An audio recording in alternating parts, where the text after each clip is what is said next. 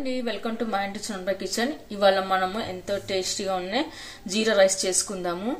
ఇక్కడ నేను ముందుగానే కుకింగ్ రైస్ తీసుకున్నానండి. కడాయి పెట్టుకొని అందులో 1 టేబుల్ స్పూన్ వరకు నెయ్యి వేసుకుందాము.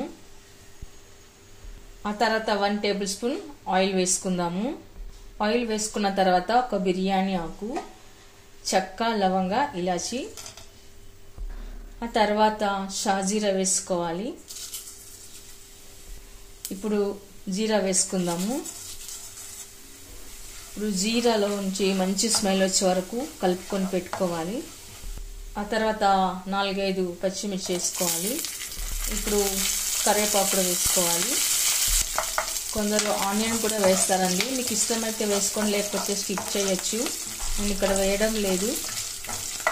ఆ తర్వాత ఇప్పుడు మనము కుక్ చేసి పెట్టుకున్న రైస్ను వేసుకోవాలి. వేసాక ఒకసారి అంతా కలుపుకొని పెట్టుకుందాము. అంతా కలిపి పెట్టుకున్న తర్వాత ఇప్పుడు కొద్దిగా సాల్ట్ వేసుకుందాము. తర్వాత కొద్దిగా పెప్పర్ పౌడర్. ఇప్పుడు మరొకసారి కలుపుకొని పెట్టుకుందాము. ఇప్పుడు మనం నిమ్మరసం వేసుకోవాలండి. ఈ జీరా రైస్ని ఒక్కొక్కరు ఒక్కొక్కలాగా చేస్తారండి. మరి నేను చేసింది మీకు ఎలా నచ్చిందో, ఎలా కుదిరిందో ఒకసారి కామెంట్స్లో పెట్టండి.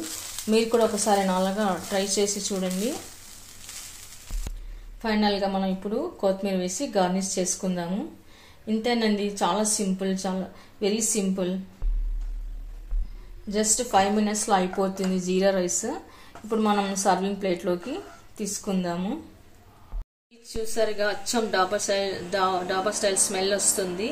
మీరు ఈ రైసే కాకుండా బాస్మతి రైస్తో కూడా చేసుకోవచ్చండి. చాలా టేస్ట్, చాలా బాగుంటుంది ఇది. ఓకే అండి, చూసారుగా, ఎమ్మీ అండి టేస్టీ గుమగుమలాడే జీరా రైస్. ఈ రైస్ మార్నింగ్ బ్రేక్ఫాస్ట్లోకి, టిఫిన్ బాక్స్లోకి, లంచ్ బాక్స్లోకి, నైట్ డిన్నర్కి, ఎప్పుడైనా ఏ టైంలో అయినా సరే, ఎప్పుడైనా సరే చేసుకోవచ్చండి. 5 మినిట్స్లో అయిపోతుంది. మీరు కూడా ఒకసారి ట్రై చేయండి. మీకు ఎలా కుదిరిందో కామెంట్స్లో పెట్టండి. లైక్ చేయండి, షేర్ చేయండి.